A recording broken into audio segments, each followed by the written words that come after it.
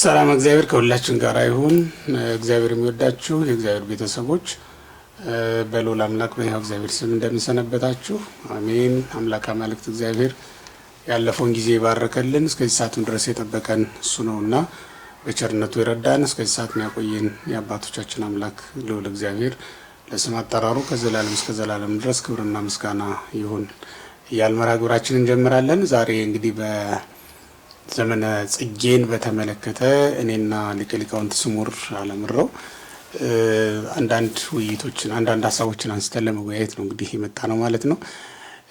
እንግዲህ ሰሞኑን ጠፍተን ነበረ። ሁላችንም የጠፋንበት ምክንያት የዩቲዩባችን ጉባኤ ኤክሌሲያ እና እንዲሁም ሃይማኖታዊ የሚል አዲስ ዩቲዩብ ቻናልም ጀምረን ነበረ። ሁለቱም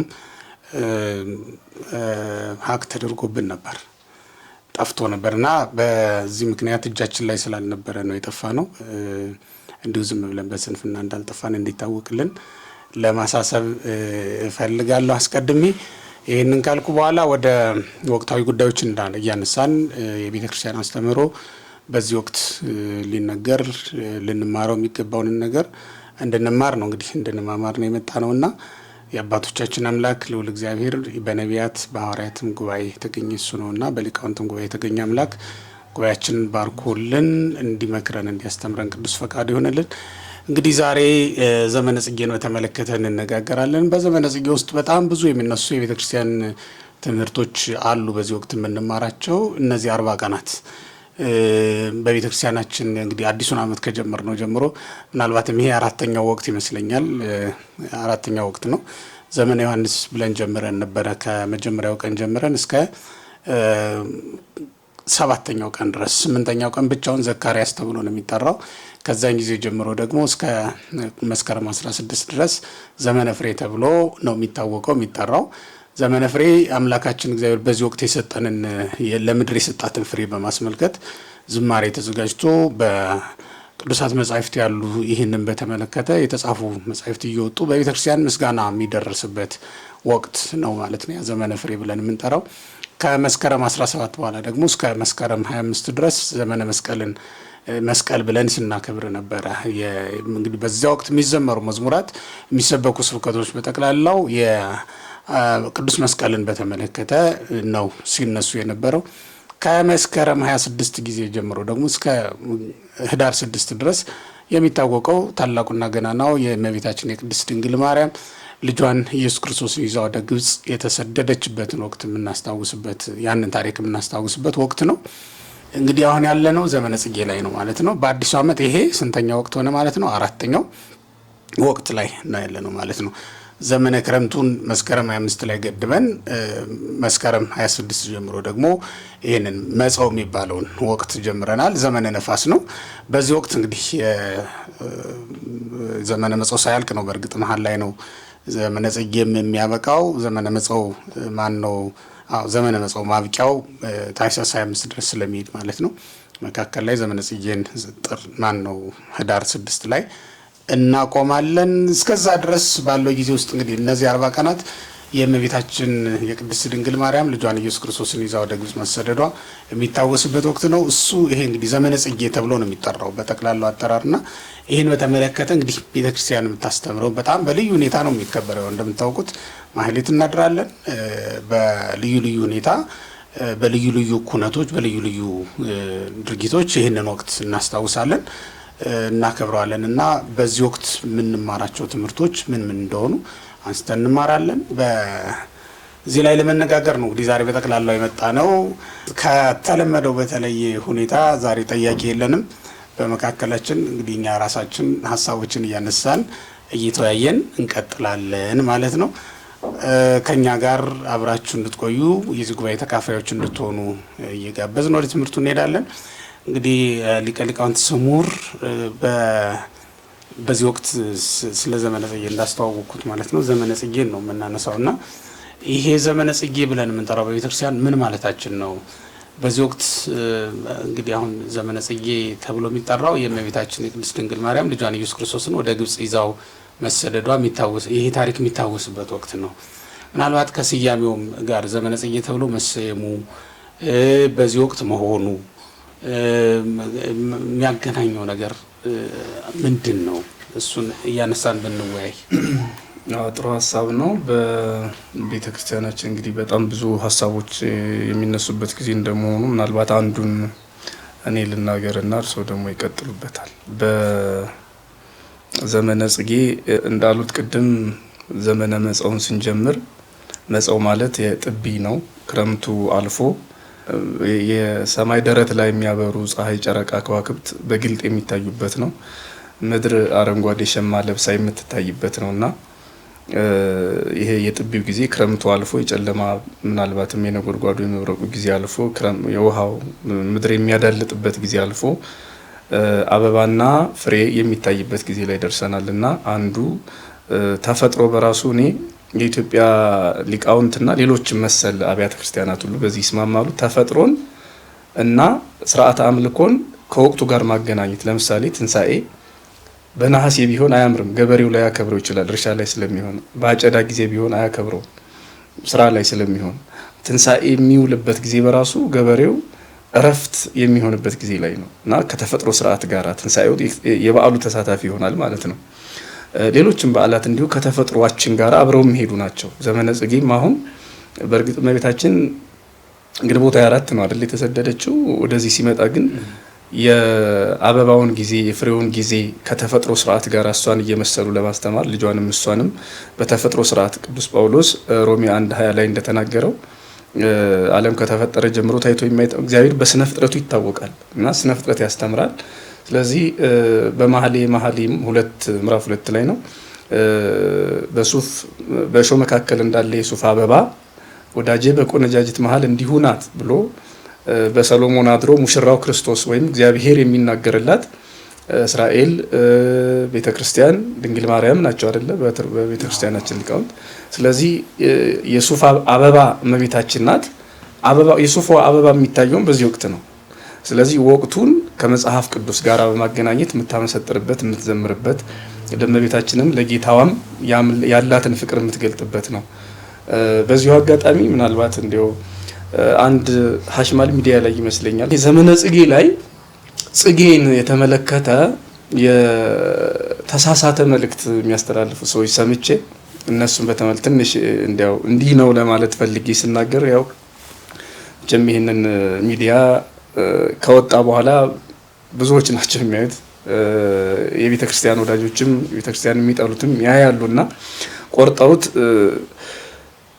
መርጌቶቹን እንደነቀፍኩ አድርገው ወስደውት ነበር። እስኪ ትንሽ ስለሱ አንዲት ነገር ልበል። ጽጌና ወቅቱ ስለሚተመሳሰለ ከቤተክርስቲያናችን ውስጥ የነበሩ አሁን የወጡ ሰዎች መርጌታንን የሚሉ ቄስነን የሚሉ ዲያቆንን የሚሉ ሰዎች አሉ። ያው እንደሚታወቀውና በግብሩ የሌሉ ልብሱን ይዘውታል። እንደውም አንዳንዶች ስሙን ብቻ ይዘው ሄዱና በጣም የሚገርመው ቤተክርስቲያን ወጥተው እንኳን ምግባቸው መሆኗ ደስ ይለኛል። በዚህ ማለት በሁለት ነገር፣ አንደኛ የሚከበሩት የእሷን አልባሳት የእሷን ስሞች ተጠቅመው ነው አንድ፣ ሁለተኛ ደግሞ እሷን ተሳድበው ነው። እውነት ለመናገር ባይሳደቡ እዛ ተከታይ የላቸው መሰለኝ። አንድ ወቅት ላይ እንደውም አንድ ሚሊኒየም አዳራሽ ላይ የተደረገ በክብረ እንግድነት ተጋብዘው ሲገቡ አይቻቸዋለሁ። ያኔ ያሰብኩት እንግዲህ ወይም የተረዳሁት እኔ እንደ ትልቅ የቤተክርስቲያን ሊቃውንት መጥተው እንግዲህ ጉባኤው የተዘጋጀው ከቤተክርስቲያን ውጭ በሆኑ አካላት ነው ማለት ከኦርቶዶክስ ቤተክርስቲያን ውጭ በሆኑ አካላት ነው። ግን የኦርቶዶክስ ሊቃውንት መጡ አይነት ነገር ስሜት እንዲኖረው እንደዚህ አይነት መልክ እንዲኖረው ተደርጎ ነው የቀረቡት ሰዎች ይመስለኛል በክብረ እንግድነት ሲመጡና ልክ ነው። እዛም ሄደው ክብራቸው እንጀራቸው ሆና ቀጥላለች እና ኢትዮጵያ ኦርቶዶክስ ተዋሕዶ ቤተክርስቲያን እዚህም ኖረው ህይወታቸው፣ ምግባቸው፣ ልብሳቸው ወጥተውም እሷን ካልተሳደቡ እሷን ካልጠሩ ተከታይ አድማጭም ገንዘብም የለም። በጣም የሚገርመኝ እሱ ነው። ደህና ትምህርትም ሰምቼ አላውቅም እውነት ለመናገር። አንድ ፖድካስት ላይ ያየው ነበር። እንዲያውም የራሳችሁ የሆነ መመሪያችሁ፣ ደንባችሁ ምንድን ነው? አቋማችሁን ልትገልጡበት እንደ አንዲት ተሐድሶ አቋማቸው መቃወም ብቻ ነው እንጂ ከወጡ በኋላ ይሄ ነው የኛ እምነት የለም። እስኪ እንደው ይሄን አስመልክቶ ምናልባት አንድ ቀን ራሱን ችሎ ውይይት እናደርግበት እና እነዚህ በዛ በሀሽማል ሚዲያ ላይ ከመምህር የኔታ ማይበል ጋር ነበር ያነሳ ነውና ተቆራርጦ አሁን ያሉ አገልጋዮቹን እንደነቀፍኩ አይነት አድርገውታል። ማለት በትክክል ቤተክርስቲያን የሚያገለግሉ ኦርቶዶክሳውያን አገልጋዮቹን፣ መርጌቶችን፣ ሊቃውንቱን ግን ምንድነው ሀሳቡ? አሁን ደግሞ ለማስታወስ ያኛው ሌላ ርዕሰ ጉዳይ ነው። ቅዱስ ጊዮርጊስን በተመለከተ አንድ መርጌታ ዝም ብሎ የሌለ ነገር መርጌታ ምለው በቀደመ ስሙ ነው ኮት ተደርጎ ይወሰዳል። እንደዛ አሁን ኮት ማለት ያው በእንትንም ቢሆን ካባውን ጥቶ ኮት ነው፣ በእንግሊዝኛውም ቢሆን ሁለቱም ጥቶ ያው ነው እና በዚያ በወቅቱ በተነሳው ጉዳይ ላይ ሌላ ስህተት ሰርቶ ስለነበረ መርጌታ ነን ብለው ከበሮ ይዘው የሚወላገዱ እየነበረ አሁንም ወልጋዳነት ነው። ከቤተክርስቲያን ውጭ ሄዶ ስናየው አይተነዋል። በብዙ መርሃ ግብሮቻቸው ላይ ባለቤት የለውም ብለው ወይም ደግሞ የጋራ ሀብት ነው ብለው ከበሮውን፣ ጸናጽሉን፣ መቋሚያውን ወስደውት ይሄ ምንድነው የሚባለው ቀለበት በሬ አፍንጫ ላይ ሆኖ አይተነዋል። ሰሎሞን የሚናገረው በቃ ምንም የሚያምር የአልማዝ ቀለበት ሪያ አፍንጫ ላይ ምን ይሰራል? ምንም ውበትነት ላይ ጨምር እና እንደዛ ነገር ነው ሆኖ ያየ ነው። አሁን በተመሳሳይ መልኩ እንደው ወቅቱ ስላነሳው ጽጌን አስመልክቶ አንድ ቤተክርስቲያን ነበርኩ እንዲያ ነኝ እኔ ስለ ታቦቱ አውቄያለሁ እኔ ስለ እንትን አውቄያለሁ የሚል ሰው ምን ሲል ሰማሁት? በሚያሳዝን ሁኔታ እዚህ ይሄ አይኑ ዘተገብረ ፈውስ የሚለውን ወስደው ወይም ወስዶ አይኑ ዘተገብረ ፈውስ እምቅድመ ትወለድ ድንግል እምቤተ ክህነት ወንግስ መድኃኒተ ዓለም ኮነ ደመ ጽጌኪ ክርስቶስ ደመ ጽጌኪ የሚለውን የኦርቶዶክስ ቤተክርስቲያን ያው ማርያምን እየተሳደበች የወር አበባሽ ደመ ጽጌ የሚለውን የወር አበባ ብሎ ተርጉሞት ማለት ነው። አሁን ይሄ ምኑ ቤተክርስቲያን ውስጥ እንደኖረ በጣም ስለገረመኝ ነው። እኔ አንዳንድ ጊዜ መቼም ዛፍም ቤተክርስቲያን ውስጥ ዝም ብሎ ይኖር እኔ በምን ልመስለው እንደምችል አላውቅም። ብዙ ጊዜ ያው ከበሮ ነው የምለው። ከበሮ ያው እዝሉን፣ ግዕዙን፣ አራራዩን ዜማ ምናምን እዛ ሲዜምበት ሊሰማ ይችላል። ወይም ደግሞ በጸናጽሉ በምኑ የትኛው ቃል እግዚአብሔር እንደተባለ ላያቅ ይችላል ሳይሆን አያውቅም። እና ምን ማለት ነው እዛ ቤተክርስቲያን ውስጥ ከመጮህ ያለፈ ይሄኛው እንደዚህ ነው ይሄ ቃል እግዚአብሔር እንደዚህ ነው ብሎ የማያውቅ ዝም ብሎ ግን የሚጮህ አይነት ሰው መስሎ ነው የታየኝ። ከከበሮ ከሚመታው ከበሮ ያልተለየ ጩኸት እንጂ አሁን ደመ ጽጌኪ ክርስቶስ ማለት መድኃኒተ ዓለም ኮነ ደመ ጽጌኪ ክርስቶስ ማለት ስለ ወር አበባ ምንም የሚናገረው ነገር የለም። ይሄ አሁን ወር አበባ እንዴት ብሎ ጽጌኪ ማለት ልጅሽ ማለት ነው በዚህ አነጋገር አይደለ? ደመ ጽጌኪ ማለት ደግሞ የልጅሽ የክርስቶስ ደም ማለት ነው። በሌላ መልኩ አሁን ለምሳሌ በዚህ ወቅት ምናልባት ሰዓት ካለን ብናየው ስለ ዮሴፍ ልጅ ስለ ዮሳ ወልደ ዮሴፍ ምን ተገብረ ኃጢአተ በእንተ ዛምጻ ዜና ዚያደነቅዘቅ ይግብት አኮኑ ጻድቅ በፍትሐ ጽጌኪ ሞተ ይላል አይደል? አሁን እዚህም ጽጌኪ ሲል በወር አበባሽ ሞተ ብሎ ሊተረጉመው ይችላል ማለት ነው። ይሄ እብድ ሰውዬ ማለት ነው። ስላገኘው ደመ ጽጌኪ የሚለው በቃ የወር አበባ ማለት ነው። በጣም የሚያሳዝን ነው። እና በፍትሐ ጽጌኪ ማለት በወር አበባሽ ፍርድ ማለት አይደለም። ደመ ጽጌ ማለት ጽጌ ክርስቶስ ነው፣ ደሙ ደግሞ የሱ ነው። ስለዚህ በልጅሽ ደም ዓለም ዳነ ነው ወይም ደግሞ የዓለም ድህነት ሆነ ተፈጸመ ነበረ። እሱ በቃና አሁን ይሄንንስ መናገር ለምንድን ነው እንደፈለኩት? ጽጌ የሚለው አንደኛ ክርስቶስን ነው፣ ፍሬ ድንግል ማርያም ናት። በሌላ መልኩ ሊቃውንቱ ፍሬ ድንግል አበባ ልጇ ኢየሱስ ምንድነው ፍሬ ድንግል ማርያም አበባ ኢየሱስ ክርስቶስ ወይም ደግሞ ገልብጦ በተቃራኒው እንደዚህ አበባ እሷ ፍሬ ኢየሱስ ክርስቶስ እየተባለ ሊተረጎም ይችላል ማለት ነው። የማህፀኗ ፍሬ እየተባለ ስለሚነገር እና እንዲሁ በዚሁ አጋጣሚ የቤተክርስቲያን አዋቂ ነን ብለው የወጡ ሰዎች ቤተክርስቲያንን ከመሳለም ውጪ ወይም ደግሞ በቤተክርስቲያን ላይ እንደ መጻጉዕ ከመሆን ውጪ እኔ ብዙ ጊዜ የማየው እሱ ነው። መጻጉዕ እንደሚታወቀው ዮሐንስ 5 ላይ 38 ዓመት እዚያ ኖሯል። ስለ ቤተ ሳይዳም ስለ አዳኙ የሚያውቀው ነገር የለም ሲባል ሰምቶ የሄደ ይመስላል። ምክንያቱም ያዳነውን አላወቀም ይላል አይደል ቁጥር 12 ላይ። ስለዚህ ያዳነውን አላወቀም፣ ግን 38 ዘመን ኖሯል ቤተ ሳይዳ ውስጥ። ረጅም ዘመን ቤተክርስቲያን ውስጥ መኖር 40 ዓመት 30 ዓመት ወይም ከዛ በላይ ዓመት መኖር ቤተክርስቲያንን ማወቅ ላይ ያመጣ ይችላል። ስለዚህ እኔ የተረዳሁት እንደዛ ነው። አሁን የግዕዝ ቃላትን እንዲሁ አልፎ አልፎ ስለተረዱ ብቻ ምስጢሩን ሳይረዱ ሀሳቡን ሳያውቁ ቤተክርስቲያኒቱን ማብጠልጠል ተገቢ አይደለም ለማለት ነው። እና ባለፈውም በሌላ ሚዲያ የተነገረው ቃል ወጥተው እንዲህ የቤተክርስቲያኒቱን መልእክት ሳይረዱ ለሚያበላሹት ሳያውቁ እንተነትናለን እናብራራለን ለሚሉ አደናጋሪዎች የተሰጠ መሆኑን ለመናገር ቤተክርስቲያን መምህራንና መርጌቶችን አይመለከትም፣ በፍጹም እነሱን አይደለም።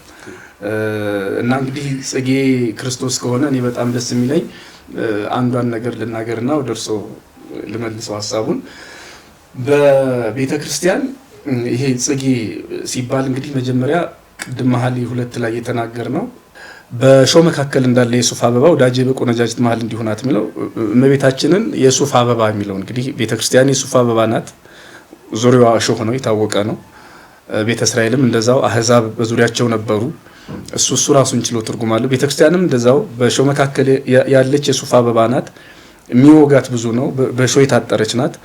እመቤታችንንም ማእከለ አይሁድ አስዋክ ነው አይደል የሚላቸው እዚህ ማእከለ አስዋክ ዘጸገይት። እሱም በማእከለ አስዋክ ዘጸገይት ደግሞ ሌላውንም የእሾህ በተባሉ በአይሁድ መካከል የበቀለች አበባ ማለት ደግሞ ይገኝላታል። እና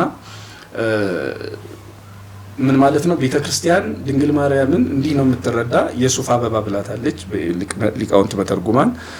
ምንድነው የሱፍ አበባ? አንደኛ ምግብ ነው፣ ምግብ ነው። እመቤታችን በራሷ ምግብ አይደለችም፣ ግን ምግብ ወልዳለች። ሱፍ ራሱ እንደዛ አይደለም፣ ምግብ ነው። ይሄ ለሕክምና መድኃኒት ያውሉታል ቅባቱን። እመቤታችንም መድኃኒተ ስጋው ነፍስ ብንል አንድም በልጇ አንድም በቃል ኪዳኗ መድኃኒተ ስጋው ነፍስ ናት። እንደ ልጇ የአምላክነት አይደለም፣ እንደ ቅዱሳን ወላዲተ አምላክ እንደመሆኗ ግን ደግሞ የቃል ኪዳን ድህነት አላት። ይሄ ከሱፍ የሚገኘው ነገር ምግብ ብቻ አይደለም፣ መድኃኒትም ጭምር ነው። ቁስልን ያለሰልሱበታል፣ በዘይቱ ሕክምና ይሰሩበታል። በሌላ መልኩ እንደሚታወቀው የፀሐይን ብርሃን ፈላጊ ሆኖ በጣም የሚገርም የተፈጥሮ ውበት ያለው ነው የሱፍ አበባ። የፀሐይን ብርሃን የሚፈልግ መቼም እንደሚታወቀው ፀሐይ ኢየሱስ ክርስቶስ ነው። የፀሐዩ ሰማይ ደግሞ ፀሐይ የታየባት ሰማይ ድንግል ማርያም ናትና ልጇ ኢየሱስ ክርስቶስ ወይም ደግሞ ከልጇ ከኢየሱስ ክርስቶስ ያልተለየች አበባ ድንግል ማርያም ናት። እንግዲህ እኛ አበባ ብለን ድንግል ማርያምን እያመሰገን ነው። ዝንብ ከአበባ ጋር ህብረት የለውም፣ ንቦች ከአበባ ጋር ህብረት አላቸው። አበባ እንፈልጋታለን፣ እንወዳታለን። መዓዛዋ ይጣፍጠናል፣ መዓዛዋን እንወደዋለን፣ መዓዛዋ ያክመናል። እንዲያውም የሚገርመው አሁን በዚህ በሰለጠነው ዓለም እንኳን በሽታ ሕክምና የሚሰጡ ሰዎች አሉ። ሽታ በራሱ በሽታን ያርቃል ተብሎ ማለት ነው። እና የኃጢአት ደዌ የስጋ ደዌ የሚርቅባት ማለትም መርገም ኃጢአት ይርቅባትን እግዚአብሔር የመረጣት እግዚአብሔር የወደዳት በቃል ኪዳኗ የምታማልድ የምታስታርቀን እናታችን የሱፍ አበባ መዓዛዋ ያማረ የሱፍ አበባ ናትና ዝንቦች ቢያገኟት ምን አንደኛ አይለዩም። አበባ መለየት አይችልም። አበባ ከእንጨት ሊለይ አይችልም። ቢያገኝስ ምን ያደርገዋል? ምን የሚቀስመው ነገር የለም። ስለዚህ አሁን ድንግል ማርያምን በሚጠሉ ወይም በማያከብሩ ሰዎች ዘንድ ነገረ ማርያም ቢነገር ንብ ምንድነው ዝንብ አበባ ላይ ሰፍሮ እንደመዋል ማለት ነው። የሚሰራው ነገር የሚያመጣው ነገር የለውም። ስለዚህ ለኛ ድንግል ማርያም አበባችን ናት እና አበባ እኛ ደግሞ የሷ ንቦች እንሆናለን ማለት ነው። ምን ቀስመው ነገር አለን ከሷ። ስለዚህ እንግዲህ በዚህ ምስጢር ከብዙ አንዱን ለመናገር እመቤታችንን አበባ ልጇን ፍሬ ወይም እሷን ፍሬ ልጇን አበባ እያሉ ሊቃውንቱ የሚያመሰግኑበት ጊዜ ተፈጥሮ ከማህሌቱ ስርዓት ጋራ ከአገልግሎቱ ከሰማያዊ ስርዓት ጋራ የተዛመደበት ወቅት በመሆኑ በዚህ ወቅት እመቤታችንን ከልጇ ልጇን ከእመቤታችን እናመሰግናለን። ቤተክርስቲያን ታመሰግናለች፣ ስደቷን ታስባለች ማለት ነው። መልካም ነገር ነው። እንደተባለው ይሄ አሁን ጽጌ ተብሎ መጠራቱ ራሱ ወቅቱ ቤተክርስቲያናችን በብዙ ምስጢር የታጀበ ነገር ነው። ስሙ ራሱ ሲወጣ እንዱ ዝም ብሎ የወጣ አይደለም። ወቅቱም ሲታይ እኮ ያ ወቅት ነው በሀገራችን አይደል? ስለዚህ ወቅቱ ራሱ ዘመነ ጽጌ እንዲባል ያደርገዋል። ሲቀጥል ደግሞ አሁን እንዳነሳው ይሄ እመቤታችን ጽጌ ልጇ ኢየሱስ ክርስቶስም ጽጌ ተብለው ይጠራሉ። ሁለቱም ራሱን የቻለ ትርጉም እንዳለ ያው ማብራሪያውን ሰምተዋል ያው ተመልካቾቻችን። እና አሁን ስንመለከተው ወቅቱ ራሱ ወደዚህ የሚያመጡበት ምክንያት እሱ ይመስለኛል ሊቃውንቱ። ግንቦት ላይ የነበረን ስደት ወደዚህ ማምጣት ያስፈልገበት መንገድ በእርግጥ ስደቱ 3 ዓመት ከ6 ወር የተደረገ ነው። በአንድ ዓመት ወይም በ6 ወር ያበቃ በ40 ቀን ያበቃ ስደት አይደለም። በዚህ በ3 ዓመት ከ6 ወር ወይም ለ7 መንፈቅ የተደረገውን ይህንን ስደት እዚህ ላይ እንዲጀምር ወይም እዚህ ላይ እንዲታወስ ማድረጋቸው ከወቅቱ ጋርም እንዲገናኝ ነው። ያኛውም በእስራኤላውያን የክረምት መውጫ ወቅት ነው። ይሄኛም በእኛም ዘንድ ስንመለከተው የክረምት መውጫ ወቅት ነው እና ወቅቶቹም ተመሳሳይነት አላቸው። ይልቁንም ደግሞ ዋናው የጽጌ ወቅት አሁን የጥቅምት የጽጌ ወቅት ሆኖ ነው የሚታየው። ምድር በአበባ የምትሞላበት ወቅት ነው። በእነዚህ ወቅቶች ደግሞ ምድር በጣም የምትታወቀው በጣም የማር ወቅት ነው። ይሄ ጥቅምት ለምንድን ነው እንደዚያ የሚሆነው? የአበባ ወቅት በመሆኑ ነው። ንቦች ስራ ይሰራሉ። ዝንቦች እንቆጣ የሚሉት የካምን ይሄ ወቅት አይደለም እንቆጣ ወጣሽልኛል የሚሉት አለቃ ያየው እንደዛ ሲተርኩ ሰምተናል በሬዲዮ ነው። ያን ጊዜ በነበረው መገናኛ ሁሉ እንቁጣ ወጣሽ ለማለት እንቁጣጣሽ የሚለው ነው። ያው እንግዲህ አሁን ላይ እንቁጣጣሽ ብለን እንጠራዋለን። በእርግጥ አሁን እንኳን እንቁ ጠፍቶ ጣጣዋ የበዛ ይመስላል ጸሐፊው እንዳለ። ወቅቱ ነው ግን እንደዛ ያሰኘው አይደል? ይሄ ፍልቅልቅ የሚልበት ወቅት ነው የሚመጣበት ወቅት። ካምና ልጆቹ እንግዲህ እሳቸው እንደሚሉት ሌሎች ታሪክ ጸሐፊዎችም በእርግጥ አሉ የሚስማሙ በዚህ ወደዚህ የመጣው በዚህ ወቅት ነው። ስለዚህ ከሴምና ከያፌት የበለጠ የተሻለ ዕጣ አገኘው እንቁጣጣሽ ብሎ ሰማይ ምድሩ ያማረበት ጊዜ እንዳሉት ማለት በጣም ደስ ይላል። እና አገራችን በዚያ ወቅት ጥሩ ሸማ የምትለብስበት ጥሩ መጎናጸፊያ የምትደረብበት ወቅት ነውና ወደዚህ ወቅት ማምጣታቸው አባቶቻችን ምድር በለበሰችበት ወቅት እመቤታችንንም እንደዛ ሆና ነው ያገኘናት። በእርግጥ አብባ ነው ያገኘናት። አብባ አፍርታ ነው ያገኘናት። ሳታብብ ሳታፈራ እናውቃትም ነበረ።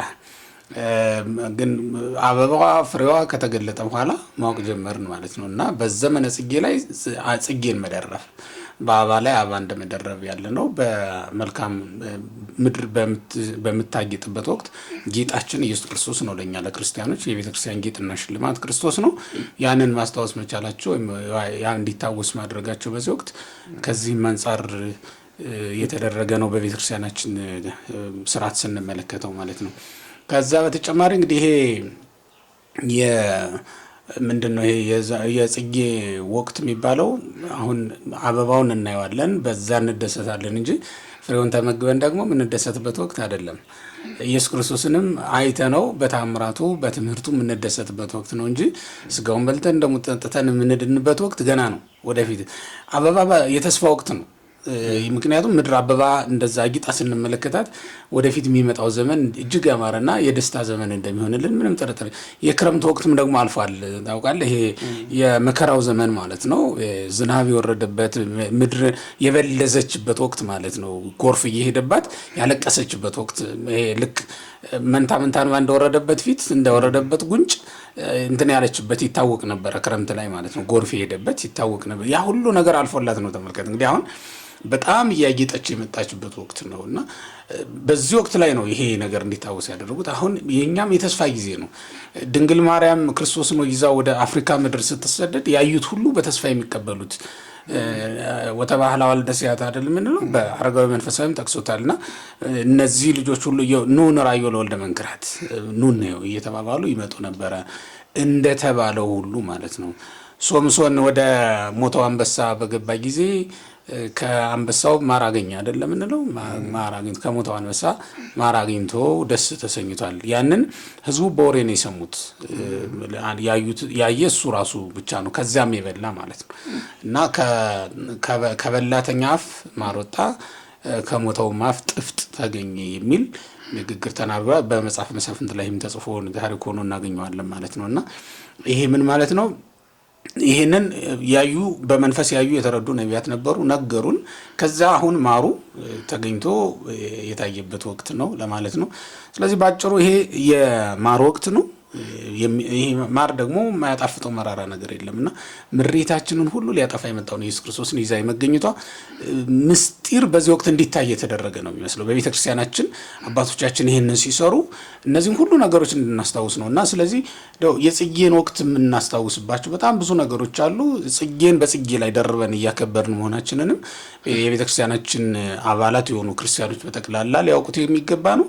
ጽጌ ኢየሱስ ክርስቶስ ነው እንደተባለው ጽጌ ድንግል ማርያም ናት።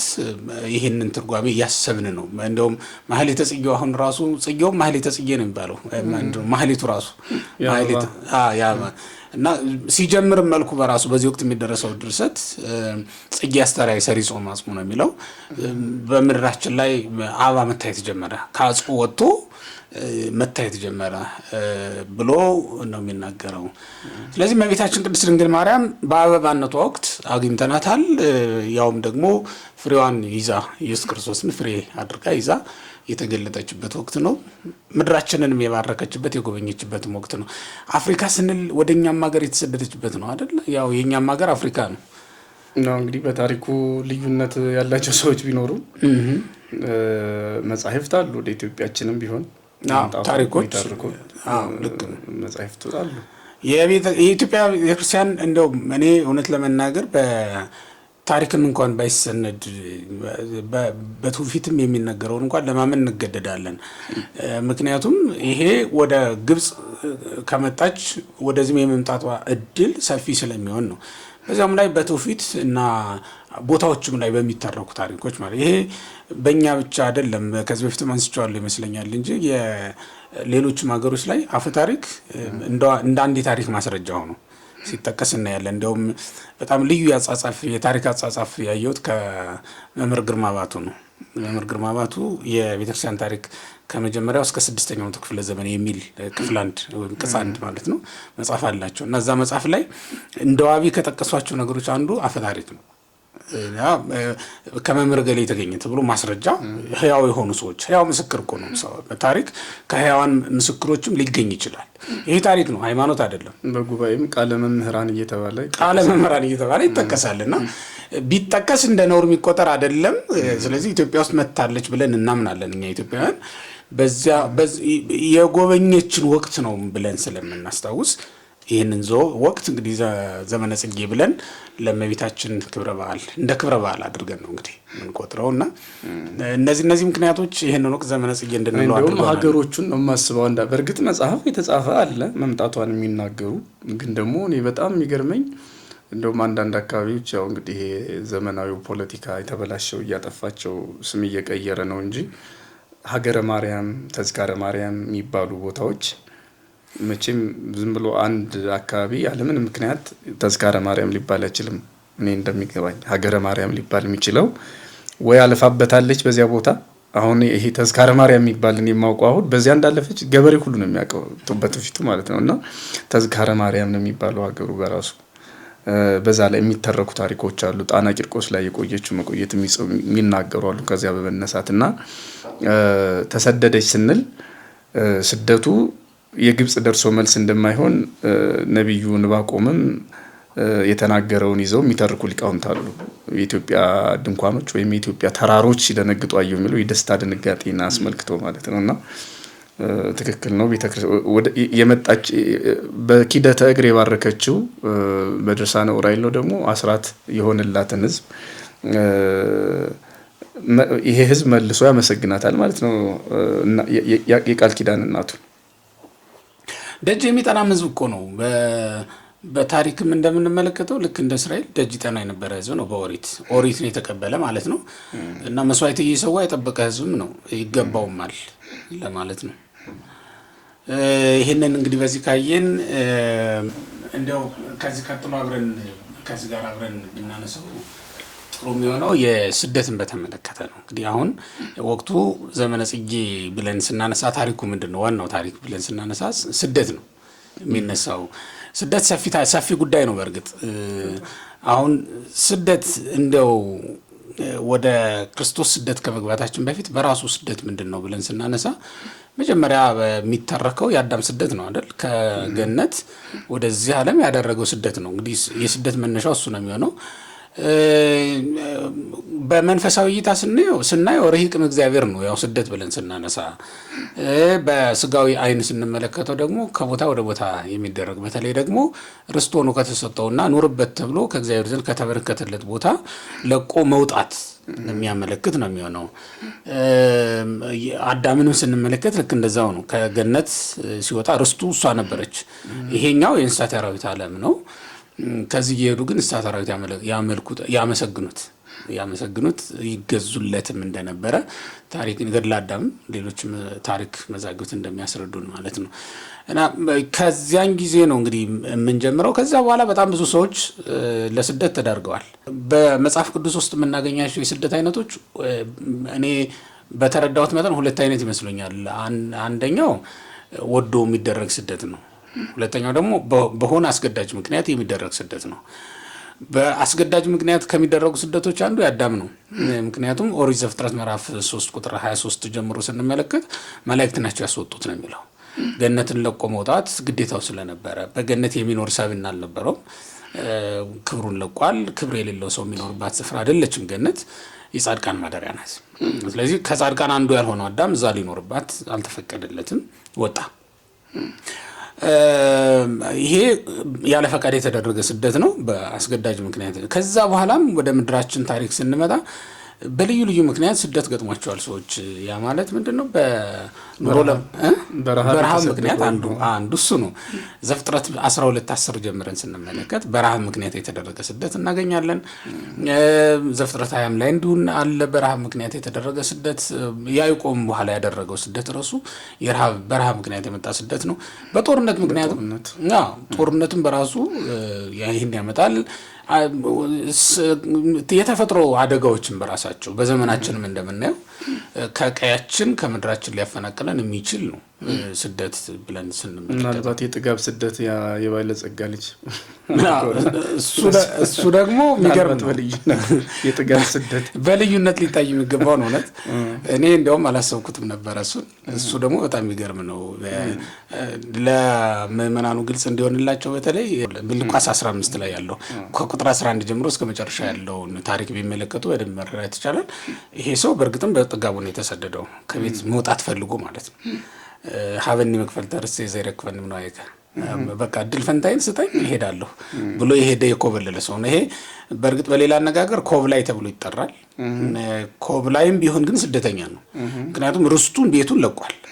በኋላም ለመመለስ ይቅርታ ጠይቆ ነው የሚመጣው። ሌላ ቦታ የለውም፣ ሌላ ሀገር የለውም። ስለሌለው ተመልሶ የግድ ወደዚህ መምጣት ማረፍ ከፈለገ ወደዚህ መምጣት አለበት ማለት ነው። ይሄ እኔ እንዲያውም አላሰብኩትም ነበር። ይሄ በልዩነት በእርግጥም ወይም እንደ ሶስተኛ አድርገው የስደት አይነቶች ብለው ሊወስዱት የሚችሉ ነው የሚሆነው ማለት ነው። በፈቃድ የሚደረግ ስደት ግን ለእግዚአብሔር ብሎ የሚደረግ ስደት ነው። ልክ እንደ አብርሃም ማለት ነው። ጻ እምብሔርከ የሚለውን ይሄ ዘፍጥረት 12:1 ጀምረን ስንመለከት ከሀገር ከርስት ውጣ ወደ ማሳየ ምድር የሚል ነው የተደረገው ስደት።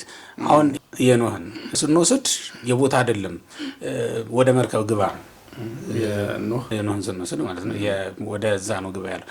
የአብርሃም ግን ከዛ የተለየ ሆኖ እናገኘዋለን። በኋላ ሎጥ እሱም ተከትሎ ወጥቷል። በእርግጥ ሎጥም በቅድስናው እንደ አብርሃም በመጽሐፍ ቅዱስ የተመሰከረለት ሰው ነው። ሆኖም ሎጥ እንደ አብርሃም ባለ ጥሪ መምጣቱን የሚናገር አለ አይቻለው ግን እንደዛ አይነት። ሆኖም ግን በቅድስናው እግዚአብሔር እንዴት እንዳተረፈው ዘፍጥረት 19 ላይ ታሪኩ ተመዝግቦ እናገኛለን። ዘፍጥረት 13 ላይ ስንመለከት የምድሪቱን ልምላሜ ተመልክቶ እዛ ሰፍሮ ይኖር የነበረ ሰው እንደሆነ ግን እንረዳለን ማለት ነው። ይሄ ምንም እንኳን ቅድስናውን ባያጣም ኑሮውን ለማሻሻል ግን ከአብርሃም ከወንድሙ ጋር አብሮ እንደነበረ መረዳት እንችላለን ማለት ነው። ባጭሩ በፈቃድ የሚደረግ ስደት ስለ እግዚአብሔር ብለው የሚደረግ ስደት ነው። ዛሬም ይደረጋል። ቅዱሳን ስለ ክርስቶስ ብለው ቤታቸውን፣ ንብረታቸውን፣ ሚስታቸውን፣ ልጆቻቸውን ሁሉንም ጥለው ማለት ነው ይሰደዳሉ። ሐዋርያት የገሊላ ሰዎች ናቸው አይደል? ከገሊላ ከተማ ሮም ድረስ ሂደው መንበረ ፓትርያርክ መስርተው ኖሩ። ግብጽ ድረስ መጥተው አስተማሩ፣ ዓለምን ዞሩ እንላለን። ይሄ የተደረገው በፈቃድ የተደረገ ስደት እንለዋለን። ይሄ ራሱን ችሎ እንግዲህ ከክርስቶስ ስደት ጋር ተያይዞም ሊመሰጠር የሚችል እንደሆነ ያው በቤተክርስቲያናችን ትምህርቶች ይታወቃል። ይህን አስመልክቶ እስኪ እኔም እንደ መግቢያ ነው ይህንን ሀሳብ እንደው ሰፊም ስለሆነ ጉዳዩ አንዳንድ ሀሳቦች እንስጥበትና ወደ ሌላው ደግሞ እንሄዳለን ማለት ነው። እኔም ስደቱ ላይ የሚታየኝ የመጀመሪያው ትልቅ ነገር እስካሁን እንዳለ ሆኖ ሁሌም የሚገርመኝ ቃል አለ እዚሁ ማቴዎስ 2 ላይ በተተረከው ስለ ስደቱ ምናልባት ቁጥር 14 ጀምሮ ከሆነ ቁጥሩ ምዕራፍ 2 ላይ ከ13 ጀምሮ ባለው ቃል የሚደንቀኝ ሁለቱ መልኮች አሉ። የመጀመሪያው የህፃናቱ እና የጌታችን የኢየሱስ ክርስቶስ ጉዳይ። በመጀመሪያ እኔ ይህን ስደት እንዲከሰት ያደረገው ማለት ምንም እንኳን ሌላ መንፈሳዊ ዓላማዎች ምስጢራት ቢኖሩትም ስደቱ ነገር ግን ለመሰደድ ምክንያት የሆነ አንድ ባለስልጣን አለ፣ ሄሮድስ አይደለ? ይህንን አንዳንድ የቤተ ክርስቲያን ታሪክ ምንድነው ስለሱ የጻፉ ሰዎች ስለ ሄሮድስ የጻፉ ሰዎች በጣም የሚገርመኝ ይሄ ፓራኖይድ የሚባል የስነ ልቦና ችግር ነበረበት ይሉታልና ምንድነው ብዬ ሳይ ሁሉ ይገለኛል ብሎ መጠርጠር ዝም ብሎ እንዲሁ በቃ ያላሰረው ጀነራል የስነ ልቦና ጥናቶች በኋላ ላይ ያጠኑት መሰለኝና ያረገውን እያንዳንዱን ታሪክ ሲያዩት ያላሰረው ባለስልጣን የለም። እንዲሁ ሲያየው ምናልባት ሳያየው ምናልባት እንዲሁ ሐሳቡ ወደ ሌላ ሄዶ እሱ እንዳሰበው እሱ እንደወደደው እሱ እንደሚገምተው የተለመደውን ነገር ያላደረገለትን ባለስልጣን ሁሉ ሲያስርና ሲገድል የነበረ ሰው ነው። በሌላ መልኩ ደግሞ ምናልባት ጭካኔው በህፃናት ላይ ብቻ ሳይሆን እንደው ከራሱን ጀምር ብዬ ነው። ሚስቱን ያስገደለ ሰው ከሌላ ሰው ጋራ ተመሳጥራለች ብሎ ሁለት ልጆቹን እንዳስገደለም ታሪክ ተጽፎ አይቻለሁ እና በጣም የሚደንቅ ሰው ነው። እና ይሄን የስነ ልቡናውን ችግር የሀገር መልክ ሰጥቶት ሀገር አስለቅሷል። ለጌታችን ለኢየሱስ ክርስቶስ የስደት ምክንያት ሆኗል። ቅድም እንዳልኩት ስደቱ ብቻ የፍርሃት ብቻ ባይሆንም ማለት ነው። እና ይሄ ሰው ከዲያብሎስም ከሰብአ ሰገልም ድምጽ ሰምቷል ማለት እሱን ሊገዳደር እንግዲህ በዚያ ፍርሃቱ ነገስታት የገበሩለት ህፃን ተወለደ።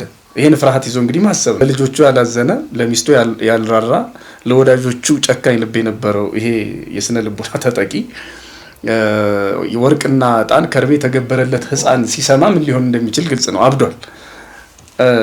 ስለዚህ በዚህ እብደት መሃል ሆኖ ሀገር ሲመራ የተወለደው ንጉስ የአይሁድ ንጉስ ባገኛችሁት ጊዜ መታችሁ ንገሩኝ እኔም እሰግድለት ዘንድ ብሏል አይደለ? ያው እንግዲህ ተርጉማን እሰግድለት ዘንድ የሚለውን እንድገለው ብሏል። በኋላ ዲያብሎስም እንደነገረው ተርጓሚያን ደግሞ ነገሩን ሲያስፈልገው ሲያጣው ግብጽ ለግብጽ ይዞርልሃል ብሎ ነገረው አይደል የሚለው። እንደውም ዮሐንስ አፈወርቅ በዚህ በሃይማኖታዊ መጽሐፉ ሄሮድስን ክርስቶስ እዚያ አለ ብለህ ነገርከው እሱን ልታስገድለው እስኪ እኔንም ንገረኝ የት እንዳለ ጌታዬ እኔ እንደሱ ልገለው አይደለም እሰግድለት ዘንድ ለኔ መንገዱን አሳየኝ እስኪ ይላል። በዚሁ አጋጣሚ ሰይጣን ለጥፋት ከሆነ ክርስቶስን ያሳያል፣ ግን ሄደህ እንድታመልከው አይደለም እንድትሳለቅበት ማለት ነው። እዚያ አለ ብሎ ለመዳን አይደለ ለጥፋት ደግሞ ወደ ክርስቶስ የሚያደርስ መሪው ለካ ከተሳሳተ መንገዱ ትክክል አይሆንም። መሪው ዲያብሎስ ወደ ክርስቶስ ሰራዊቱን እንዲሄዱ እንዲከተሉት መንገዳም መርቷል ዲያብሎስ። እና አይሁድንም ይጠይቃል ዮሐንስ ንግረኛው አይሁዳዊንም ይጠይቃል። ይሄንንም ዲያብሎስን ራሱን ይጠይቀዋል። ያን ያሳይተው አይደል ወይ እኔን ለምን ማታሳይ? አይሁዳዊውንም እኮ ያነሳው እዚህ ላይ አብሮ ሊነሳ የሚችል ነው። ምንድነው ባይቴ የተወለደ ክርስቶስ ብሎ በጠየቃቸው ጊዜ ትክክለኛውን ነገር ነው የነገሩት።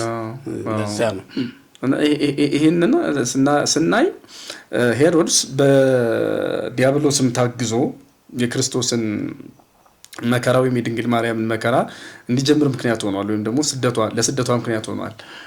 እና እዚህ ውስጥ ይገርመኛል ያልኩት ምንድነው በዚያ ዘመን እንግዲህ ታሪክ ጻፊዎች እንደነገሩን 144,000 ህፃናት ነበሩ በዙሪያው በኢየሩሳሌምና በዙሪያው።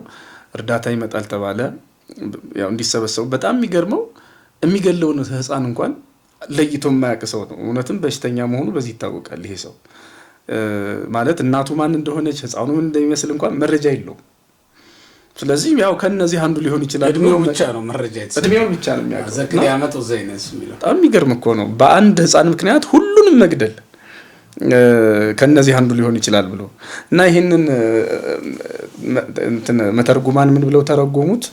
ምንድነው እዚህ አሁን በዋናነት እንደው እንዲነሳ ብዬ የማስበው ድንግል ማርያምን በጓሮ በር ሸኘ ቅዱስ ገብርኤል ሕፃኑንና እናቱን ይዘው ወደ ግብጽ ሽሽ ብሎ ለእናቱ ለድንግል ማርያም አዝኖ ለፈጣሪው እናት አዝኖ ቅዱስ ገብርኤል እሷን በጨለማ እንድትሰደድ ከሞት እንድታመልጥ አድርጎ ከሸኘ በኋላ እነዚህን 144,000 ህፃናትን ለወለዱ እናቶች ለምንድን ነው ያላዘነ? እንደው ለአንዱ እንኳን እርዳታ የለም ለምን አላለም? ለህይወት ምክንያት ሊሆነን የመጣ ክርስቶስ ለምንድን ነው ለሞት ምክንያት የሚሆነን? ለሐዘን ለልቅሶ ለምንድን ነው ምክንያት የሚሆነን የሚለውን ሲፈታ ምን ይለዋል? ስለነዚህ ህፃናት መልስ የሚሰጠው ማቴዎስ 27-25 ቁጥሩን ካልተሳሳትኩ ጲላጦስ እጁን የታጠበበት ነው። ማቴዎስ 27 ላይ አለ ቁጥር 25 እንደዛ አካባቢ እኔ ከዚህ ጻድቅ ሰው ደም ንጹህ ነኝ ብሎ ጲላጦስ እጁን ታጥቧል።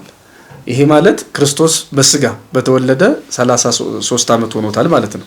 እነዚህ ህፃናትም ሲታረዱ ያኔ ክርስቶስ ሲሰደድ በነበራቸው እድሜ ሲታይ የ2 ዓመትና የ1 ዓመት ህፃናት ናቸው። ቢያድጉ በዚህ እድሜ ነው የሚሆኑት፣ ወጣቶች ነው የሚሆኑት ማለት ነው።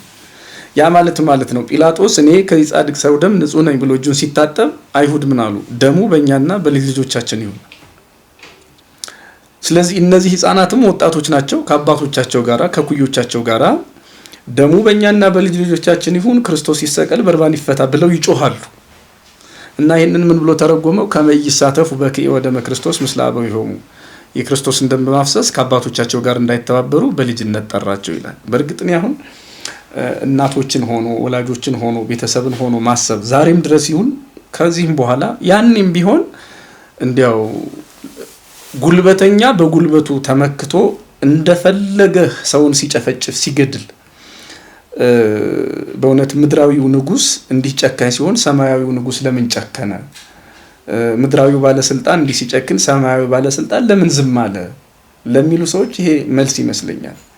ይህ ዓለም ሰራኢ መጋቢ አለው፣ ተውባ ያለው ፈጣሪ አሳላፊም አለው። ግን አንዳንድ ጦርነቶች አንዳንድ ሞቶች እኛ ሳንረዳቸው እግዚአብሔር ባወቀ የሚያመጣቸው ነገሮች አሉ። እነዚህ እናቶችና ወላጆች ወይም ጎረቤት ሰው የትኛውም ሰው በወቅቱ የህፃናቱን እልቂት አይቶ የክርስቶስን መትረፍ አይቶ ምናልባት ይህ ዓለም በቃ ተመልካች የሌለው ለጉልበተኞች ብቻ ተላልፎ የተሰጠ እንደሆነ ሊያስብ ይችላል። ዛሬም በነገራችን ላይ እግዚአብሔር የለሾች ከሚያነሷቸው ብዙ ጥያቄዎች የመጀመሪያውና ዋነኛው ይሄ ነው። እግዚአብሔር ቢኖር ኖሮ ጉልበተኞች እንዲህ አይነት የዓለምን ነገር እያበላሹ ሌላው ጠግቦ ሌላው ተርቦ ሌላው በጣም ጠግቦ ግድግዳ ተንተርሶ ሌላው አስፋልት ላይ ወድቆ እያደረ ለምንድን ነው እንዲህ የሚሆነው? ጦርነቱ ምኑን ያዩና እግዚአብሔር ቢኖር ኖሮ ጣልቃ ገብቶ ያስተካክለው ነበር የሚሉ እንግዲህ እኛም ማናውቀው ብዙ ምክንያት አለ። የገባን እነዚህ ህፃናት ምክንያትን ግን ስናይ በኋላ በመንፈስ ቅዱስ የተቃኙ ሊቃውንት ሲተረጉሙት ምናልባት ወላጆቻቸው ለጊዜው አስበው ምናልባት ቢበዛ 70-80 ለሚኖሩት እድሜ አስበው መኖራቸውን ይፈልጋሉ የልጆቻቸውን። እግዚአብሔር ግን ዘላለማዊውን አሰበ። ስለዚህ በወላጆቻቸው ርግማን ሳይረክሱ ወይም ደግሞ በወላጆቻቸው በታላላቆቻቸው ክፋት ሳይተባበሩ የክርስቶስን ደም ሳያፈሱ ንጹህ አበቦች ሆነው እንደውም አንዱ አበባ እነሱ ናቸው። በዚህ ወቅት ሌሎቹ የክርስቶስ አበቦች ለክርስቶስ የተቀሰሙ አበቦች ናቸው የሚታዩ። እንደዚያ ነው። ከስጢፋኖስ ሁሉ ይቀድማሉ አይደለም? እነዚህ ያኛው ልዩነቱ እሱ ሲሰብክ ነው የሞተው በክርስቶስ ምክንያት፣ እነሱም ግን ስለ ክርስቶስ ነው የሞቱት ወይም በክርስቶስ ምክንያት ነው የሞቱት። ስለዚህ እኔ የመጀመሪያው የሐዲስ ኪዳን ሰማዕታት ሁሉ ይመስሉኛል እንደዛ እንደው ያው ስላልሰበኩ ነው አፍ አውጥተው ወንጌል ስላልመሰከሩ ካልሆነ በክርስቶስ ምክንያት ነው የሞቱት። ስለዚህ ዋልወዛ ላይ ያለ ኢቲማይሌት እኮ ሰማዕትነታቸውን ያሳያል። ከ144,000 ህፃናት ውጪ ይቺን የህፃናትን ዝማሬ የሚዘምራት የለም የሚያመሰግናት የለም ብሎ አባ ሕርያቆስ የተናገረላቸው ማለት ነው። እና ባጭሩ ለማሳጠር በክርስቶስ ስደት ላይ ክርስቶስ ጊዜው ደርሶ እስኪሞት ድረስ እናቱ ድንግል ማርያም ወደ ምድረ አፍሪካ ስትመጣ ስትሰደድ 144,000 ህፃናት ግን በክርስቶስ ምክንያት ሞተዋል። ምን ያህል ፈቃድ እግዚአብሔር ምን ያህል የእግዚአብሔር ሐሳብና የኛ ሐሳብ የተለያየ እንደሆነ ማሳያ ይመስለኛል። በጣም ወላጆች እንደው እግዚአብሔር ቢኖር የኛ ልጆች ይሄ መከራ ሊደርስባቸው አይገባም ነበር፣ ይሄ ሞት ሊደርስባቸው አይገባም ነበር ብለው ያስባሉ። ደግሞ ማሰባቸው አይቀርም። ነገር ግን እግዚአብሔር ይሄን ለምን እንዳደረገው ተጻፈ። በኋላ በኃጢአት እንዳይተባበሩ ልጆች አድገው ክርስቶስ ይሰቀል እንዳይሉ የወንበዴ ወዳጆች እንዳይሆኑ አስቀድሞ ጠራቸው፣ አስቀድሞ ወሰዳቸው። እግዚአብሔር ትክክል ነው፣ እግዚአብሔር አይሳሳትም። ያኔም ዛሬም ነገም ሊሳሳት የሚችል አምላክ የለንም ነው። እንግዲህ ስለ ስደቱ ሳስብ የመጀመሪያው ይህንን ነው የምለው። መቼም የስደቱ ጉዳይ ሲነሳ አባቶቻችን ይህን ለካሳ ክርስቶስ ያደረጋቸው ነገሮች ሁሉም ካሳ ናቸው። ከመወለዱ ጀምሮ ለእኛ ጥቅም ናቸው። ከመጸነሱ በማኅፀነ አንስት ማደር በራሱ ያስፈለገበት አንዱ ምክንያት ማኅፀነ አንስትን ቅዱስ አድርጎ ለእኛ ቅዱስ መካን አድርጎ ለመስጠት ኃጢአት የምንሳተፍበት የነበረው መርገም የምንከፈልበት የነበረውን ቦታ ለመቀደስ መርገም አልባ ኃጢአት አልባ አድርጎ ለመስጠት የተደረገ እንደሆነ ነግረውናል። እና ልደቱም ልክ እንደዛው ልደትን ሰጥቶናል። ልደተ ስጋ ነው እሱ፣ እኛ ደግሞ ልደተ መንፈስ እንድናገኝ ረድቶናል። እና ይሄ ብዙ ጊዜ የምንለው ጉዳይ ነው። ስደቱም ልክ እንደዛው አሁን ኢየሱስ ክርስቶስ በመሰደዱ ምክንያት በጣም ብዙ ነገሮችን መልሷል። ለመናፍቃን ምላሽ ሰጥቷል፣ ለእኛ ደግሞ ካሳ ሆኖናል። እኛም ራሳችን ለሃይማኖታችን ማጠየቂያ ማስረጃ ሆኖልናል። ይሄ አሁን የስደቱን ታሪክ ስናነሳ ቅድም ከጠቀስ ነው ከማቴዎስ 2:13 ጀምረን ማለት ነው ስናነሳ ከላይ የተረክነው ነገር በጣም የሚገርም ነው። ከታች ደግሞ የምንተርከው ነገር በጣም የሚገርም ነው።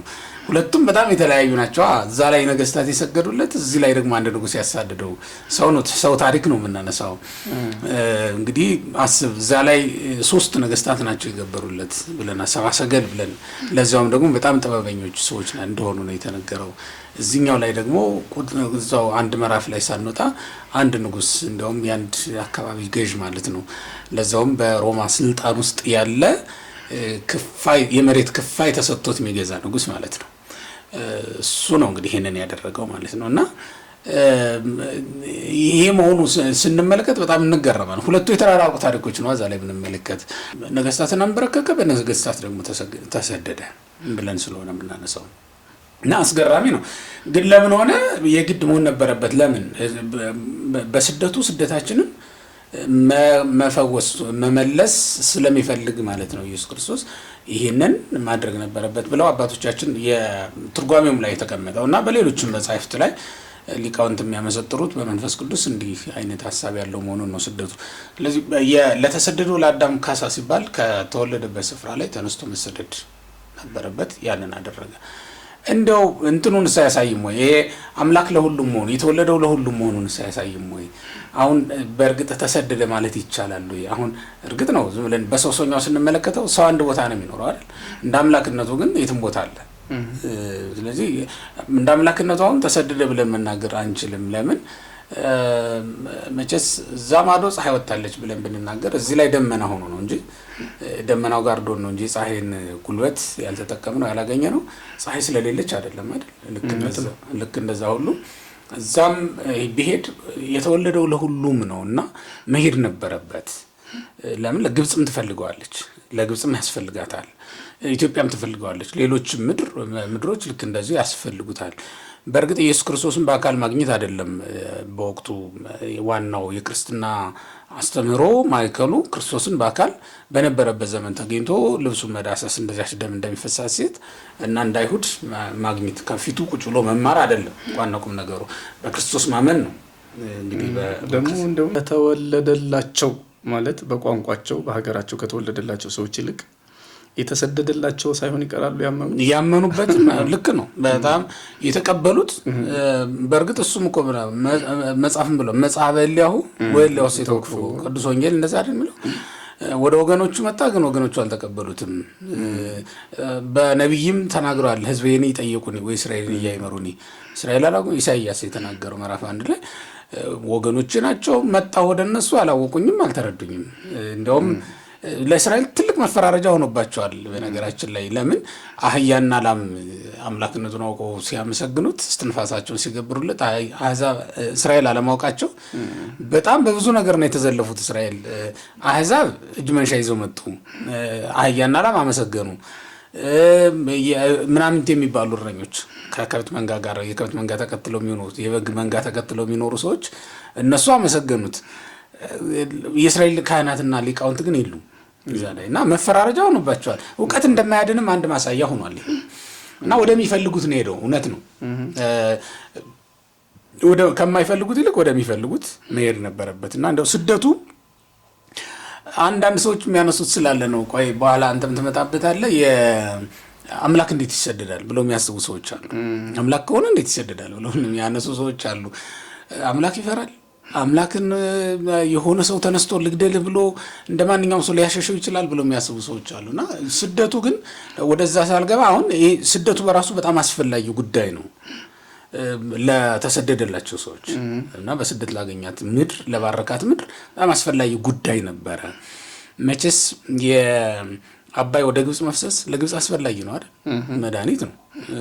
የኢየሱስ ክርስቶስም ወደ ግብጽ መውረድ ያ ማለት እንደው ግብጽና ግብጽ ስለተገናኘ ነው ዝም ብሎ እንጂ ብቻ ከአንዱ ወደ አንዱ መሄዱ አስፈላጊ ጉዳይ ነበረ ነው። ከፀሐይ ብርሃን መምጣት በላይ አስፈላጊ ጉዳይ ነበረ። እሱ ነው የተደረገው። ግን አሁን አምላክ ነውና ባለበት ስፍራስ መዳን የማይችል ስለሆነ ነው የተሰደደው። እስኪ ስለ ይሄን በተመለከተ ደግሞ እንግዲህ 318 ሊቃውንት የተናገሩት በዚህ በቅዳሴያቸው እንዲሁ ለክርስቶስ ማዳን ሁሌ በጠቅሰው ደስ የሚል ቃል ነው። እስመ ውእቱ ይፈቅድ ምክንያት ለአድኅኖ ነው። ለማዳን ምክንያትን ይፈልጋል ወይም ይወዳል የሚለው ምክንያቱም ሳይወለድ እንደተባለው ማዳን ይችላል ባለበት። ሳይወለድ አዳምን የፈጠረ ማለት ከሰው ሳይወለድ አዳምን የፈጠረ ጌታ ከሰው ሳይወለድ አዳምን ወደ ቀደመ ክብሩ መመለስ ይችላል። አይችልም ብለን ለእግዚአብሔር የምንናገርለት አምላክ አይደለም፣ ግን ተወለደ። ስለዚህ ለማዳኑ ምክንያት ፈለገ። ሰው መሆንን፣ ስጋ መልበስን፣ መራብን፣ መጠማትን። ስለዚህ በፈቃዱ ተራበ የምንለው አምላክ፣ በፈቃዱ ሞተ የምንለው አምላክ በፈቃዱ ተሰደደ ወይም ደግሞ ከፍርሃት ያይደለ ያለ ጊዜው መሞት የለበትም፣ እውነት ነው። ነገር ግን ስደቱ በሄሮድስ ምክንያት ከሆነው በላይ ሌላ ብዙ የታጨቁ ምስጢራት ሀሳቦች አሉት ነው አይደለ? ስለዚህ እኔ እንደሚመስለኝ ፍርሃት ቢሆን ነው እዚያው ላይ መልሶ አለ። ለምሳሌ ባቢሎናውያን መጥተው ምንድነው ነገስታቱ መጥተዋል። የታፈሩ የተከበሩ ናቸው። ነገር ግን እንዲያውም እንሂድ ብለዋት አለ አይደለ? ድንግል ማርያምን መውሰድ ፈልገዋል እና እነሱን በጓሮ በር ሸኝታ መላኩ ራሱ በኋላ ያደረገበት ምክንያት እነሱ በኋላ መጥቶ ነገረው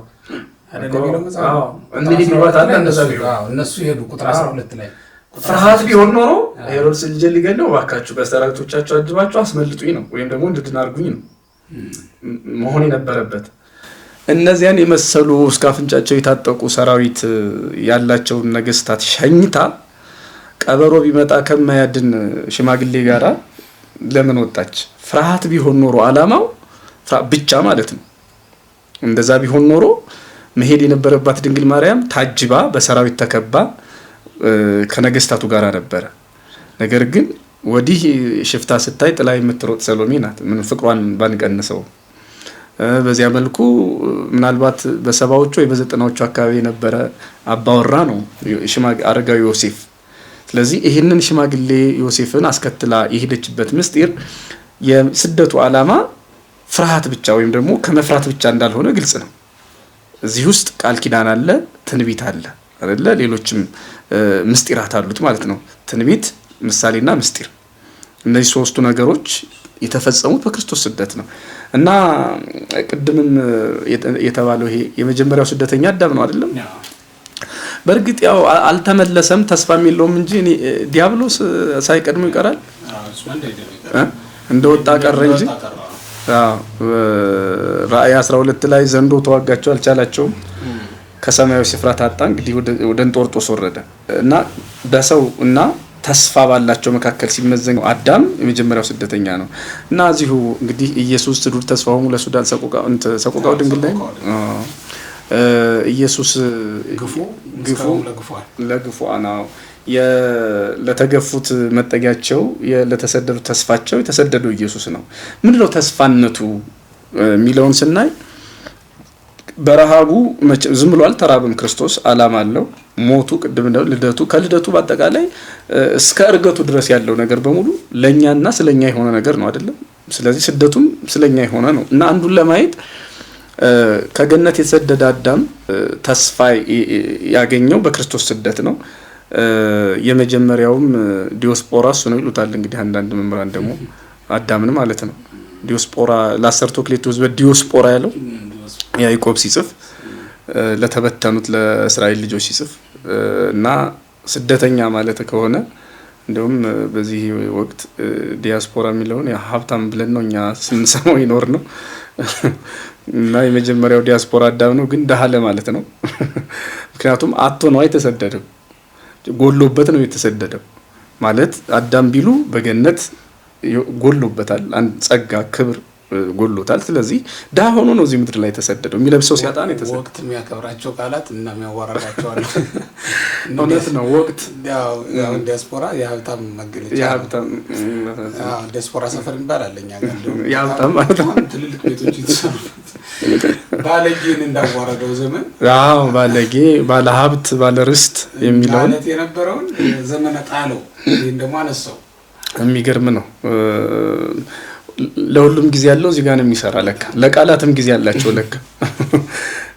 አንድ የታሪክ ጸሐፊ ቋንቋ ናይስ የሚለውን ከ300 ዓመት በፊት በነበረው ህዝብ መሀል ናይስ የሚለው ይታወቃል መቼም ተርጉሞ እና ደግሞ አግሊ ማለት ነበር ብሎ ተርጉሞታል። በጣም አስቀያሚ አጸያፊ ማለት ነበር ብሏልና በአማርኛውም በእንግሊዝኛውም ወይም ደግሞ በሁሉም ቋንቋ ያለ ይመስለኛል ቀን የጣላቸው ቀን ያነሳቸው ቃላት። ዲያስፖራ ወይም ዲዮስፖራ የሚለው የግሪኩ ቃል መጀመሪያ አዳም ላይ ነው የሚሰራው እና ምን በጣም የሚገርመኝ ይሄ ሁላችን ስደተኛ ነን። አሁንም ያለንበት ዓለም ስደት ላይ ነው ማለት ስደተኛው አዳም ነው የወለደን በተሰደደበት ዓለም እና ክርስቶስ የተሰደደው ምንድነው? ሁለት ነገሮችን። አንደኛ የተሰደደውን አዳም ወደ ቀደመ ክብሩ መለሰው። ከዚያ ደግሞ ሊቁምና አለ ወበጉየቱ አጉየዮ በመሰደዱ ዲያብሎስን አሰደደው የሚለው ቃል ሌላው ምስጢር ነው። ስለዚህ ዲያብሎስ መግቢያ ያጣ ሁሉ ይመስላል እዚህ ውስጥ። ክርስቶስ መስቀል ላይ ተሰቅሎ ወይም ደግሞ ክርስቶስ ተወልዶ አጋንንትን እንዳስጨነቃቸው ዲያብሎስን እንዳስጨነቀው በስደቱ ደግሞ ያስጨነቃቸዋሉ ማለት ነው። በሌላ መልኩ ለኛ ለሰው ልጆች ደግሞ ተስፋችን ሆነ ማለት ነው። እንደውም ሕዝቅኤል ምዕራፍ 21 ላይ የሰው ልጅ ሆይ ፊትህን ወደ ኢየሩሳሌም አቅና የሚለው ቃል ክርስቶስ ከኢየሩሳሌም ነው የተሰደደው፣ ከምድራዊቷ ኢየሩሳሌም ሲሰደድ በሌላ መልኩ ደግሞ ሰማያዊት ኢየሩሳሌም አለች። ቅዱስ ጳውሎስ ነፃ የወጣች የሚላት እንተበላይሎ የሚላት በላይ ያለች ነፃ የወጣች ነፃ የምታወጣ ያቺ ላይኛይቱ ኢየሩሳሌም ግን አጋዚት ኢቲኖ ነፃ የወጣች ናታ። ሰማያዊቷ ኢየሩሳሌም ላይ ነው እንግዲህ ይሄ ትንቢት የሚያርፈው የሰው ልጅ ሆይ ወደ ኢየሩሳሌም ፊትህን አቅና የሚለው። ስለዚህ ክርስቶስ ከኢየሩሳሌም ሲሰደድ እኛ ወደ ቀደመ ሀገራችን ወደ ቀደመ ርስታችን ፊታችን ቀና ብሏል ማለት ነው። ሌላው ነገር ይሄ ነው። በዛ ላይ እንግዲህ ሁላችንም ከዚህ ምድር ወደ መጀመሪያው ሀገራችን እንደገና ወደ ዘላለማዊ ርስታችን እስክንመለስ ድረስ ስደተኞች ነን። አሁንም ዳዊት እንደተናገረው ዳዊትም እንግዲህ በቤተ መንግስት የሚኖር ሰው እስመ ፈላሲ አነ የሚለው ምድር ወነግድ ከመኩሉ አበው እንደ አባቶች እንግዳ ነኝ ብሏል። ስለዚህ ሁላችን እንግዶች ነን። ያው እንግዲህ አንዱን መጤ እያለ የሚገፋው እዚህ ምድር ላይ ባለው ነገር ካየነው ሐሙስ የመጣው ቅዳሜ የመጣውን ነው የሚገፋ እንጂ ያው መጤውን ነው የሚገፋ። መጤ የሚለው ስደተኛው ምናልባት ሰኞ መጥቶ ረቡዕ የመጣውን ነው ስደተኛ መጤ የሚለው። ከዚያ ውጪ እንግዲህ የመጀመሪያው መጤም አዳም ነው እዚህ ምድር ላይ ከገነት የተሰደደ። ስለዚህ ይህንን መጤ ይህን ስደተኛ ወደ ቀደመ ሀገሩ ወደ ቀደመ ክብሩ ይመልስ ዘንድ ክርስቶስ አምላካችን ተሰደደ ነው። ዲያብሎስም መሰደድ ነበረበት ከምድራችን ሳይቀር ከልባችን ብቻ ሳይሆን ከምድራችን መራቅ ነበረበት። በእርግጥ መራቅ ነበረበት ማለት ስልጣኑን ኃይሉን እንጂ አብሮን ነው የሚኖረው ምን ማለት ነው? ያው ከተመቸ ነው። ስለዚህ ስደቱን የተመለከተ ሌላኛው ነጥቡ ይሄ ነው ብዬ የማስበው። አይ መልካም ነገር እንግዲህ በዛሬ የነበረን ስለ ስደት ብቻ በተመለከተ ማለት ነው የነበረን ትምህርት ይመስል ነበር። በቀጣይ ደግሞ ወደ ግብጽ ስለምን ተሰደደ የሚለውን ነገር በቀጣይ ክፍል ይዘን ለመቅረብ ቃል እየገባን እንግዲህ ዛሬውን እዚህ ላይ እናቆማለን ማለት ነው። ስለነበረን ጊዜ ቅዱሳን አምላክ እግዚአብሔር ስም የተመሰገነ ይሁን።